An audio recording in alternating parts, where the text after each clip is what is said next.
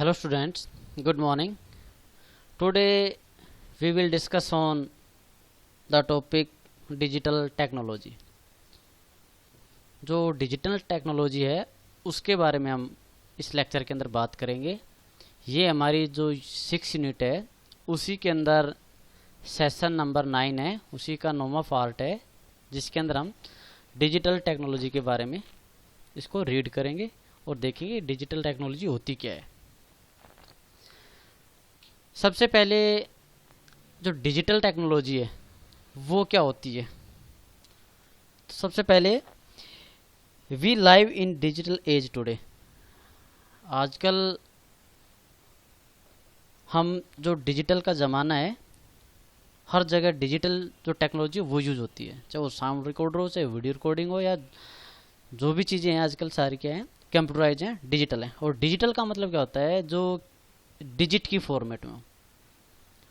और जो हमारे पास डिवाइसेस होते हैं, जो डिजिटल डिवाइस होती हैं, जैसे मोबाइल फ़ोन है, कंप्यूटर वगैरह है, ये चीज़ें क्या होती है, एक ही लैंग्वेज को समझती हैं, दैट इज़ बाइनरी लैंग्वेज। और बाइनरी लैंग्वेज के अंदर केवल 2 ही डिजिट होते हैं, 0 एंड 1, ट्रू या फॉल्स। 0 को हम फॉल्स कह सकते हैं, 1 को हम ट्रू कह सकते हैं, या फिर हम 0 को ऑफ कह सकते हैं, 1 को ऑन कह सकते हैं।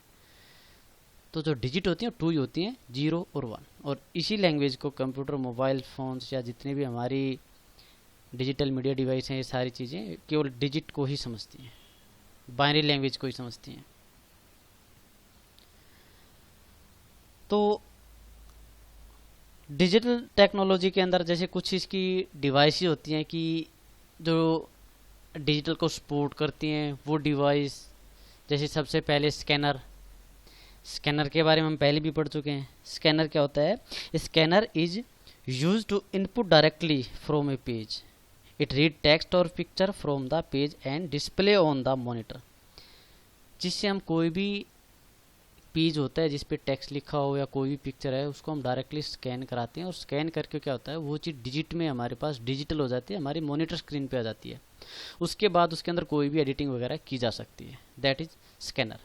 स्कैनर के बारे में हम पहले भी पढ़ चुके हैं, जैसे कि आप जो स्कैनर होते हैं वो नॉर्मली 3 टाइप्स के होते हैं। फ्लैटेड स्कैनर, जैसा कि आपके सामने पिक्चर के अंदर। एक हैंड हेल्ड स्कैनर, हाथ में पकड़ के जो स्कैन करते हैं, आजकल जैसे मशीन भी आई है टेम्परेचर वगैरह गेट करने के लिए, तो वो हैंड हेल्ड स्कैनर होते हैं। ड्रम स्कैनर, जिसके अंदर जो आपके फ्लैक्स वगैरह स्कैन होते हैं, जो बड़ी बड़ी पिक्चर आपकी बनाई जाती हैं तो स्कैन होती हैं, जो तो होते हैं आपके पास ड्रम स्कैनर। उसके बाद वेब कैम। वेब कैम को वेब कैमरा कहते हैं। वेब का मतलब इंटरनेट और कैम का मतलब कैमरा। जो कैमरा आपका लाइव स्ट्रीमिंग शो कराता हो, वीडियो कॉल वगैरह हम करते हैं जैसे, जो कैमरा आपका इंटरनेट के लिए यूज होता है, दैट इज वेब कैम। जैसे लैपटॉप में अभी आपने देखा होगा इनबिल्ट कैमरा आता है, उसी को वेब कैम कहते हैं। नहीं, हम एक्सटर्नल ले सकते हैं, जैसे कि आप पिक्चर में दिख रहा है आपको, इस तरह की एक अदर अलग से एक डिवाइस हम खरीद सकते हैं, दैट इज वेब कैम। और वेब कैम का यूज़ होता है इंटरनेट के यूज के लिए, जैसे हम कॉल कॉन्फ्रेंस करते हैं, वीडियो को लाइव क्लास लेते हैं, हाँ, तो ये चीज़ें किसके थ्रू पॉसिबल होती हैं? वेब कैम के थ्रू। उसके बाद डिजिटल कैमरा।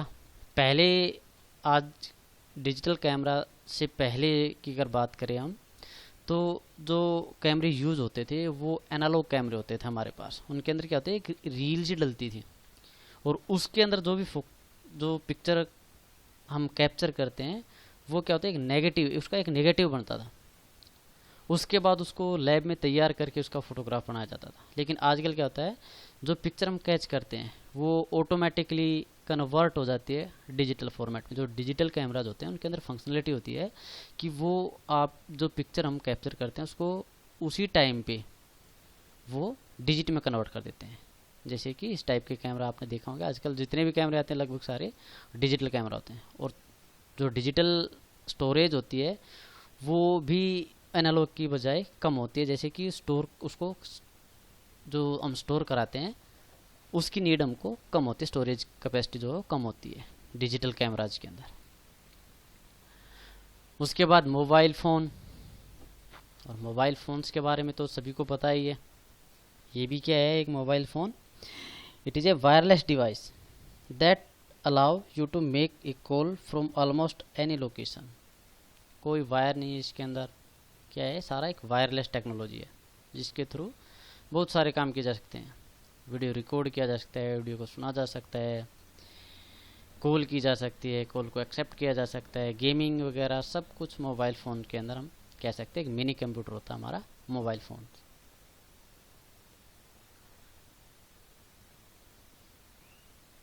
उसके बाद जैसे गेमिंग सिस्टम, जो हम गेम वगैरह जो गेम खेलने के लिए मशीन यूज़ करते हैं, इसके अंदर जैसे कुछ गेमिंग पैड वगैरह होते हैं, हैंडल्स होते हैं, गेम को खेलने के लिए, प्ले करने के लिए हम यूज़ करते हैं। वीडियो एंड ऑडियो प्लेयर्स, आजकल तो इनकी जैसे कंप्यूटर है और जो मोबाइल फ़ोन्स हैं, इन्होंने जो पहले हमारे पास हुआ करती थी वीडियो एंड ऑडियो प्लेयर्स वगैरह, इनकी जगह का लगभग ख़त्म हो ही चुकी है। ठीक है, तो ये चीज़ें यूज करते हैं। ये सारी चीज़ें क्या हैं, हमारी डिजिटल टेक्नोलॉजी और मीडिया डिवाइसेस, मतलब जो डिजिटल मीडिया है वो सारी चीज़ें हैं। जैसे प्रिंटर है, और प्रिंटर का यूज़ आपको पता है कि होता है कि जो हमारा कंप्यूटर है या हमारे मोबाइल फ़ोन के अंदर जो भी आपका डाटा है डिजिटल फॉर्मेट में, उसको कहते हैं सॉफ्ट कॉपी। अगर हम उसको हार्ड कॉपी, मतलब उसका प्रिंट आउट लेना चाहते हैं, जो प्रिंट होता है जिसको टच किया जा सके, दैट इज़ हार्ड कॉपी। तो प्रिंटर यूज होते हैं जो सॉफ्ट कॉपी है उसको हार्ड कॉपी में कन्वर्ट करने के लिए, उसका प्रिंट निकालने के लिए। और प्रिंटर के बारे में भी हम पहले पढ़ चुके हैं कि प्रिंटर दो टाइप्स के होते हैं। इम्पैक्ट प्रिंटर जो पहले यूज़ होते थे, नॉन इम्पैक्ट प्रिंटर जो आजकल यूज़ होते हैं। जैसे इम्पैक्ट प्रिंटर की बात करें तो इनको करेक्टर प्रिंटर भी कहते हैं। इनके ऊपर एक इंक से जो एक इमेज होती है इंक से रिलेटेड, उसके ऊपर करेक्टर लिखे होते हैं, और जब ह्यूमन उसको स्ट्राइक करता है, जिसकी को स्ट्राइक करता है, वही करेक्टर जो होता है जिस पे फोकस करता है, वो टच करता है उसको, वही जो करेक्टर वो पेज पे हमारा राइट हो जाता है। इसीलिए इनको करेक्टर प्रिंटर भी कहते हैं कि एक टाइम पे एक करेक्टर को प्रिंट कराते हैं, इम्पैक्ट प्रिंटर। और इनकी ड्रॉबैक्स वगैरह क्या हैं आपको पता ही है। एक तो स्पीड कम होगी क्योंकि एक टाइम पे ये करेक्टर को प्रिंट कराएंगे। दूसरा, ये साउंड जनरेट करते हैं, खड़ खड़ खड़ जो आवाज़ आती है, जो टाइपराइटर आपने देखे होंगे तो उनमें जो शोर होता है बहुत होता है, बहुत ज़्यादा शोरगुल होता है इनके अंदर, इम्पैक्ट प्रिंटर के अंदर। एग्जाम्पल की बात करें तो जैसे डॉट मैट्रिक्स प्रिंटर हो गया, डिजिटल प्रिंटर हो गया, ये सारे हमारे इम्पैक्ट प्रिंटर के टाइप्स हैं। नॉन इम्पैक्ट प्रिंटर जो आजकल यूज होते हैं, और जो नॉन इम्पैक्ट प्रिंटर है उनको लाइन प्रिंटर भी कहते हैं, क्योंकि एक टाइम पे स्कैन करते हैं, स्कैन करके प्रिंट कराते हैं, और एक बार में एक पूरी लाइन को रीड करा के ये उसको टाइप कर देते हैं, मतलब लाइन की लाइन एक साथ प्रिंट होती है। तो सीधी बात है, स्पीड तो ज़्यादा हो गई, क्योंकि उसमें हमारा एक टाइम पे एक करेक्टर प्रिंट होता है, इसमें पूरी की पूरी लाइन प्रिंट एक साथ होती है। ना ये शोर करते हैं, और जो हमारे कंप्यूटर वगैरह मोबाइल वगैरह डिवाइस हैं उनके साथ ही अटैच होते हैं। वो जो डाटा होता है वो डिजिटलाइज फॉर्मेट में हमारा डाटा होता है।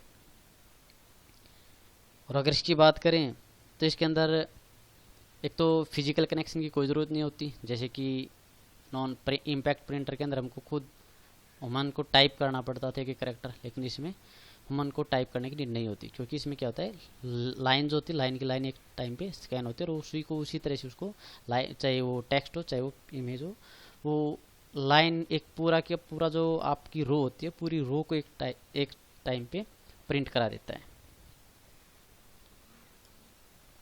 अगर इसकी बात करें तो जैसे इंकजेट प्रिंटर है हमारे, लेज़र प्रिंटर हैं, ये सारे क्या थे हमारे पास नॉन इम्पैक्ट प्रिंटर के एग्जांपल। उसके बाद डिजिटल ऑडियो टेक्नोलॉजी, जो डिजिटल ऑडियो टेक्नोलॉजी वो क्या क्या होती है। देखो, जो ऑडियो है वो हमारी दो टाइप्स की होती है, एनालॉग और डिजिटल। डिजिटल जो हम आजकल यूज करते हैं, और एनालॉग जो पहले हम यूज करते थे। या फिर हम कह सकते हैं जैसे कि जब हम बोलते हैं, जो ह्यूमन बीइंग स्पीक करता है या हम किसी साउंड को सुनते हैं, वो एनालॉग फॉर्मेट होता है। लेकिन उस फॉर्मेट को जो हमारे कंप्यूटर्स वगैरह टेक्नोलॉजी हैं, जो डिजिटल टेक्नोलॉजी है, वो उस साउंड को कैच नहीं कर पाते, उसको नहीं समझ सकते। ठीक है, तो वो कन्वर्ट जो सिस्टम होते हैं, इनमें क्या होता है, कन्वर्ट का सिस्टम होता है। एनालॉग को वो डिजिटल में कन्वर्ट कर देते हैं, एडीसी जिसको बोलते हैं। तो जो हम साउंड सुनते हैं और जो हम बोलते हैं वो होता है हमारा एनालॉग फॉर्मेट में होता है, या फिर इनको वेव फॉर्मेट में भी कह सकते हैं। जैसे साउंड होता है, साउंड की आवाज़ आती है लंबी, वेव एक तरंग सी आती है जैसे, तो वेव फॉर्मेट या एनालॉग फॉर्मेट इनको कह सकते हैं, कि जो हम बोलते हैं उनको वेव फॉर्मेट या एनालॉग फॉर्मेट हम कह सकते हैं। उसके बाद है डिजिटल ऑडियो टेक्नोलॉजी। जो हमारे सिस्टम होते हैं, कैमरा जैसे जो डिजिटल कैमरा हैं, या कंप्यूटर्स हैं, या मोबाइल फ़ोन्स हैं, ये क्या करते हैं कि डिजिटल फॉर्मेट में ऑडियो को स्टोर कराते हैं, ताकि उनमें आराम से हम एडिटिंग भी करा सकते हैं, प्ले करा सकते हैं, और कहीं भी उनको यूज किया जा सकता है डिजिटल टेक्नोलॉजी को। अब कैरेक्टरिस्टिक्स क्या हैं जो डिजिटल ऑडियोज़ की, क्या क्या कैरेक्टरिस्टिक्स है। एक तो कंप्रेशन का मतलब होता है जो हमारा एनालॉग फॉर्मेट होता है, जो हम बोलते हैं, उसको काफ़ी स्पेस की नीड होती है। जो बोलते हैं, जो हमारा साउंड जनरेट होता है, उसको काफ़ी स्पेस चाहिए। लेकिन जो डिजिटल ऑडियो है वो कंप्रेस कर देता है, उसको साइज में छोटा कर देता है, ताकि वो थोड़ी जगह पे स्टोर हो जाए, उसको ज़्यादा स्टोरेज की नीड ना हो, और आराम से हमारी यूएसबी, हार्ड डिस्क, जो हमारी सीडी डीवीडी है, इनके अंदर आराम से स्टोर हो सके। तो सारा क्या होता है, कंप्रेस्ड हो सकता है। दूसरा एडिटेबल, उसको एडिट किया जा सकता है। जैसे कि आजकल आप देखते भी होंगे मोबाइल के अंदर पिक्चर किसी चीज़ की लेके उसके अंदर क्या आते हैं, कुछ भी एडिट कर देते हैं, ऑडियो को उसके ऊपर इंक्लूड करा देते हैं, कि वो वास्तव में कुछ होता है लेकिन उसके ऊपर साउंड को अटैच कराया जा सकता है, उसके ऊपर उसको डाला जा सकता है। तो एडिटेबल होता है, उसको एडिट किया जा सकता है। कुछ कॉमन ऑडियो फॉर्मेट होते हैं, जैसे हमारे पास एक तो होता है जैसे वेव का, एनालॉग या वेव मैंने आपको अभी बताया है, जो हम बोलते हैं वो हमारा वेव की फॉर्मेट में होता है। और ये जो फॉर्मेट है ये माइक्रोसॉफ्ट के द्वारा क्रिएट किया गया है। ठीक है, और इसके अंदर जो ऑडियो होता है वो ओरिजिनल होता है, जैसे जो भी बोलते हैं वो ओरिजिनल होता है। उसके बाद जो डिजिटल में कन्वर्ट होता है उसको एडिट किया जा सकता है, तो वो ओरिजिनल नहीं होता है हमारा। लेकिन वेव फॉर्मेट जो होता है वो ओरिजिनल होता है। हाँ, इसको स्पेस की ज़्यादा की ज़रूर होती है, लेकिन ये जो फॉर्मेट होता है हमारा ओरिजिनल फॉर्मेट होता है, इसी को कन्वर्ट किया जा सकता है डिजिटल में। दूसरा MPEG ऑडियो लेयर 3, जिसको आजकल हम शॉर्ट फॉर्म में MP3 भी बोल देते हैं। और ये जो फॉर्मेट है ये मोशन पिक्चर एक्सपर्ट ग्रुप, इसने कंप्रेस करके जो ऑडियो बनाया है ना, उसी को MP3 साउंड बोलते हैं। जो MPEG है इसकी फुल फॉर्म होती है जैसे कि मोशन पिक्चर एक्सपर्ट ग्रुप, और ये जो ग्रुप होता है उसने इस साउंड को क्रिएट किया है। जैसे कि वेव को माइक्रोसॉफ्ट ने क्रिएट किया था, MPEG जो MP3 होते हैं उसको बनाया गया है मोशन पिक्चर एक्सपर्ट ग्रुप ने। उसके बाद है WMA, विंडो मीडिया ऑडियो, और ये जो फॉर्मेट है ये भी माइक्रोसॉफ्ट ने ही बनाया है। और उसको यूज क्या होता है कि जो डिजिटल ऑडियो होता है उस फाइल को स्टोर कराने का यूज करता है, कि जो वेव फॉर्मेट है उसको हम विंडो मीडिया ऑडियो साउंड के अंदर कन्वर्ट कर सकते हैं।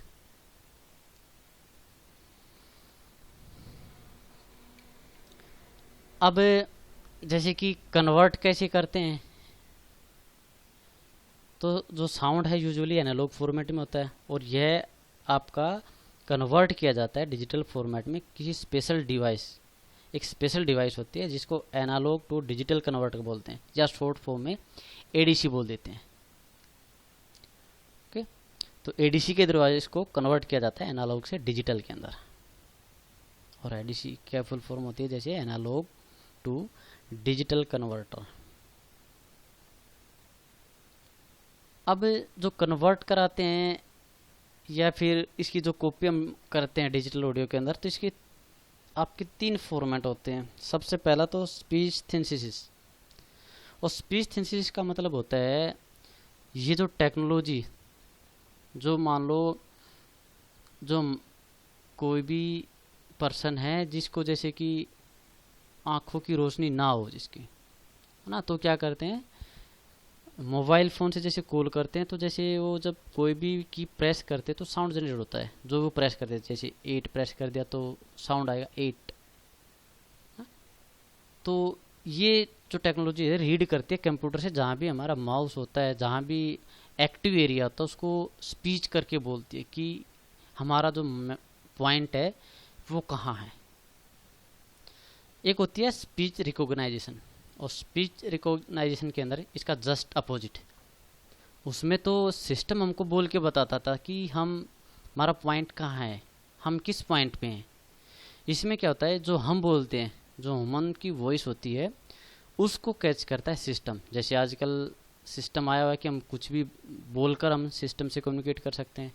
टाइप करना हो तो हम बोलते हैं तो सिस्टम उसको ऑटोमेटिक टाइप करता चला जाता है। तो ये सब पॉसिबल किसके कारण है, स्पीच रिकॉग्नाइजेशन जो फंक्शन होता है इसके अंदर वो होता है, वो कन्वर्ट कर देता है जो ह्यूमन के एनालॉग फॉर्म जो वॉइस है उसको डिजिटल में करके उसके बाद वो स्टार्ट कर देता है, उसको अंडरस्टैंड करता है, उसको टाइप करना स्टार्ट कर देता है। और आजकल तो ये टेक्नोलॉजी बहुत यूज़ होने लगी है। जैसे टाइपिंग है, पहले टाइपिंग मैनुअली करनी पड़ती थी, लेकिन आजकल हम बोलकर भी टाइप कर सकते हैं, वो हिंदी हो या इंग्लिश हो, कोई भी लैंग्वेज हो, वो सब पॉसिबल है स्पीच रिकॉग्नाइजेशन के अंदर। उसके बाद है डिजिटल वीडियो। जो हमारी वीडियो है डिजिटल टेक्नोलॉजी से पहले जो थी वो एडिटेबल वीडियो नहीं होती थी, एनालॉग फॉर्मेट में होती थी और वो एडिटेबल नहीं होती थी, ठीक है। लेकिन वीडियो एडिटिंग जो टेक्नोलॉजी उसके अंदर आराम से हम वीडियो के अंदर एडिट कर सकते हैं। अब जो एडिटिंग है, डिजिटल वीडियो हो, ऑडियो हो या फोटो हो, उसमें एडिटिंग क्या क्या हो सकती है। जैसे अगर हम वीडियो एडिटिंग की बात करें तो जैसे special effect as specific view point can be edit. किसी स्पेशल पॉइंट के ऊपर हम कोई स्पेशल उसका एक इफेक्ट लगा सकते हैं कोई भी, या फिर वीडियो के अंदर जो साउंड है उसके ऊपर दूसरा साउंड उसके ऊपर लगाया जा सकता है, या फिर बैकग्राउंड म्यूजिक या कोई टाइटल वगैरह ऐड कराया जा सकता है वीडियो के ऊपर, या फिर वीडियो की कॉन्ट्रास्ट, कलर, ब्राइटनेस वगैरह जो फंक्शंस होते हैं इनको हम उसकी क्वालिटी को इम्प्रूव कर सकते हैं। ओके, तो ये जो वीडियो डिजिटल वीडियो एडिटिंग है इसके अंदर ये सब किया जा सकता है। जैसे कोई भी मूवी में देखते हो, कोई भी जैसे नाइट का सीन होता है तो उसके अंदर जो डार्कनेस होती है ज़्यादा होती है, लेकिन उसको ब्राइटनेस करके उसको इस तरह से प्रेजेंट किया जाता है जैसे कि वो डे का सीन हो। तो ये सारा पॉसिबल है, डिजिटल वीडियो एडिटिंग है वो सारा हमारा जो डिजिटल में होती है ना वीडियो, उसके ऊपर हम ये चीज़ें हम कर सकते हैं। इसी तरह से वेब वीडियो टेक्नोलॉजी, जो इंटरनेट की वीडियो टेक्नोलॉजी, भाई क्या इसके अकॉर्डिंग क्या कर सकते हैं हम, लाइव स्ट्रीमिंग देख सकते हैं किसी भी चीज़ का ना, वीडियो को डाउनलोड किया जा सकता है, या ऑनलाइन बातें कम्युनिकेट किया जा सकता है जिसको वेब कॉन्फ्रेंसिंग कहते हैं। इसी तरह से फोटोग्राफी, आजकल जो फोटोग्राफी जो हम फ़ोटो कैप्चर करते हैं वो डिजिटल में होता है तो उसके ऊपर आराम से एडिट किया जा सकता है ना। जैसे कई बार देखते हैं जो एडिटिंग सॉफ्टवेयर होते हैं उनके थ्रू पिक्चर को जो ब्राइटनेस है वो बढ़ाई जा सकती है। कोई भी मान लो कोई पर्सन है और वो ज़्यादा खूबसूरत नहीं है तो फोटोग्राफी के थ्रू उसको खूबसूरत बनाया जा सकता है, उसको दिखाया जा सकता है बना के, उसकी ब्राइटनेस को, वाइटनेस को बढ़ाया जा सकता है। इनके भी जैसे सॉफ्टवेयर आते हैं, जैसे फोटोशॉप सबसे फेमस है जो फ़ोटो एडिटिंग का काम करता है। क्रॉप कर सकते हैं पिक्चर को, रिसाइज कर सकते हैं, प्रिंट करा सकते हैं, और भी कई चीज़ें जो उसको मैनेज कराने के लिए यूज़ कर सकते हैं। उसके बैकग्राउंड चेंज किया जा सकता है। तो ये चीज़ें हम कर सकते हैं डिजिटल फोटोग्राफी के अंदर। उसके बाद जो इसके अंदर जो हमारा टॉपिक है वो है कोई भी अगर प्रोग्राम है उसको ऐड कैसे कराते हैं सिस्टम के अंदर, जोड़ते कैसे हैं, और उसको रिमूव कैसे कराते हैं। अगर फ़ोन की बात करें तो हम क्या करते हैं, किसी भी चीज़ को प्ले स्टोर पे जाते हैं, डाउनलोड किया, इंस्टॉल कर लेते हैं। इंस्टॉल का मतलब होता है उसकी फंक्शनलिटी को आपके जो ऑपरेटिंग सिस्टम उसके साथ जोड़ना, दैट इज इंस्टॉलिंग। और अनइंस्टॉलिंग का मतलब होता है कि उसकी फंक्शनलिटी को आपकी ऑपरेटिंग सिस्टम से रिमूव कराना, हटाना, that is uninstall. Mobile phone में हम सभी आराम से कर लेते होंगे, किसी भी चीज़ को प्ले स्टोर से डाउनलोड किया, डाउनलोड करने के बाद उसको इंस्टॉल किया, इंस्टॉल करने के बाद हम उसको यूज कर सकते हैं। उसके बाद अगर हम उसको अनइंस्टॉल करना चाहते हैं तो वहीं पे प्रेस करते हैं और अनइंस्टॉल ऑप्शन आता है, उस पर क्लिक कर देते हैं तो क्या हो जाता है, वो अनइंस्टॉल जाता है। लेकिन अगर यही काम कंप्यूटर में अगर हम करते हैं तो कोई भी चीज़ डाउनलोड करते हैं, डाउनलोड करने के बाद हमको एक फ़ाइल मिलती है जिसके लास्ट में होता है EXE, एग्जीक्यूटेबल फाइल। तो जो भी EXE फाइल होती है उसको हम रन करा सकते हैं, मतलब उसको इंस्टॉल कराया जा सकता है। अब जैसे इस फाइल के बारे में अगर बात करें, जैसे पाइथन ये एक लैंग्वेज प्रोसेसर होता है और लास्ट में देखो इसके पीछे लिखा है EXE, इसका मतलब ये जो फाइल है एग्जीक्यूटेबल फाइल है, ये इंस्टॉल होगी। तो इंस्टॉल करने का सबसे आसान तरीका, या तो इस पर राइट क्लिक कर देते हैं, राइट क्लिक कराने के बाद रन करा देते हैं इसको, रन एज एडमिनिस्ट्रेटर, और नहीं तो हम सीधा इसको डबल क्लिक कर देते हैं। डबल क्लिक कराने के बाद ऑप्शन आते हैं, जैसे रन कर दिया इसको, उसके बाद नेक्स्ट नेक्स्ट फिनिश, इस तरह से जो सेटअप है हम उसको इंस्टॉल करा सकते हैं। अब जैसे अगर पाइथन की बात करें तो ये हमारा सेटअप फेल है, क्यों? क्योंकि जो विंडो है हमारी वो 64 बिट में और ये जो सॉफ्टवेयर है ये 32 बिट में, तो मतलब सपोर्ट नहीं कर पा रहा है, तो इस कारण से ये फेल हो जाता है। ओके, तो इस तरह से जो सपोर्ट करते हैं, जैसे अगर मान लो जो पाइथन है मेरी 64 बिट में होती, विंडो भी मेरी 64 बिट में है, तो आराम से इंस्टॉल हो जाती। करना क्या है हमको, बस नेक्स्ट नेक्स्ट फिनिश, यही जो हमारे पास बटन उसने यही यूज़ होते हैं। अगर कोई चीज़ इंस्टॉल है आपके सिस्टम के अंदर, उसको अनइंस्टॉल कैसे किया जाए, तो जैसे कि आपके पास जो बटन होता है स्टार्ट बटन, जब हम इस पर क्लिक करते हैं तो यहाँ पर एक ऑप्शन होता है कंट्रोल पैनल, और कंट्रोल पैनल का काम होता है आपके सिस्टम में जो भी प्रोग्राम हैं उनको ऐड या रिमूव कराने का सारा जो भी रिस्पॉन्सिबिलिटी वो कंट्रोल पैनल की होती है। यही मिलेगा आपको सब कुछ, आपके सिस्टम की सारी सेटिंग आपको कंट्रोल पैनल के अंदर मिलती हैं। प्रिंटर ऐड कराना हो, रिमूव कराना हो, वो सारी चीज़ें आप यहीं से कर सकते हो। तो आपको करना क्या है, कंट्रोल पैनल को ओपन करना है और यहाँ पे आपको प्रोग्राम्स नाम का ऑप्शन मिलता है, जिसके अंदर प्रोग्राम को देखा जा सकता है कि कौन सा प्रोग्राम हमारा इंस्टॉल्ड है, कौन सा हमको रिमूव कराना है। तो यहाँ पे ऑप्शन है अनइंस्टॉल ए प्रोग्राम। जैसे हम यहाँ पे क्लिक करते हैं तो यहाँ पर जो भी प्रोग्राम हैं वो सारे जो इंस्टॉल्ड हैं विंडो के साथ, जो फंक्शन जिनके फंक्शन ऑन हैं, जो फंक्शनिंग कर रहे हैं, वो सारे आपके यहाँ पे शो कराता है।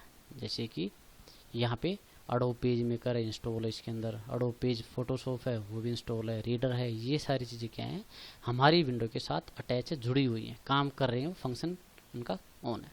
अगर हम उन चीज़ों को हटाना चाहते हैं यहाँ से, तो जैसे कि मान लो एडोब पेज मेकर है, इसको मैं रिमूव करना चाहता हूँ, अनइंस्टॉल करना चाहता हूँ, तो यहाँ पे हम क्लिक करते हैं और क्लिक करते यहाँ पर ऑप्शन आ जाता है अनइंस्टॉल या चेंज का। अनइंस्टॉल करेंगे और उसके बाद कर देंगे नेक्स्ट और फिनिश।